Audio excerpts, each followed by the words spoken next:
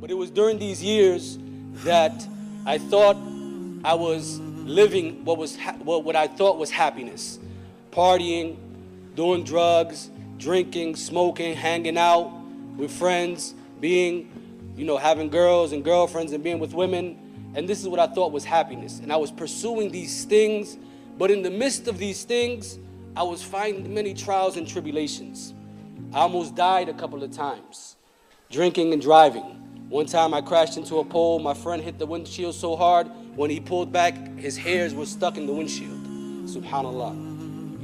And as soon as he pulled back and I seen him bleeding and his hair stuck in the windshield, we took another sip of the beer and I tried to drive away before we got stopped by the police.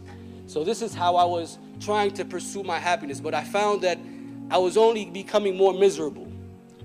Trying to seek happiness within the drugs and within friends and within drinking was only making me more miserable.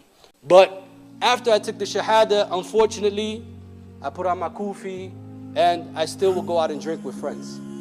And I would run into Christians and they would say, Christian youth like myself at the time, and they would say, "You Muslim?" And I said, "Yeah." And they would say, "Why are you drinking?" I said, "Why are you asking me questions? You're worshiping Jesus." I know, you're worshiping Jesus, I'm drinking. Stop questioning me, right? So this was my attitude for a long time. And I went on that way maybe for about 3 or 4 months, subhanallah. Drinking, still smoking, still partying. And then Allah subhanahu wa ta'ala guided me one night. I was on my porch, sitting with these same friends, and one of them, when I was sitting with them, they was smoking weed and drinking. I was sitting there, it was about 2 o'clock in the morning. I'm looking out at the sun, at the stars, and I'm thinking, subhanallah, if I don't change, Allah subhanahu wa ta'ala is going to destroy me. And I began to reflect and contemplate further. And I kept coming to the same conclusion: you need to change. If you don't change, how much longer Allah is going to give you? How many more chances is Allah going to give you?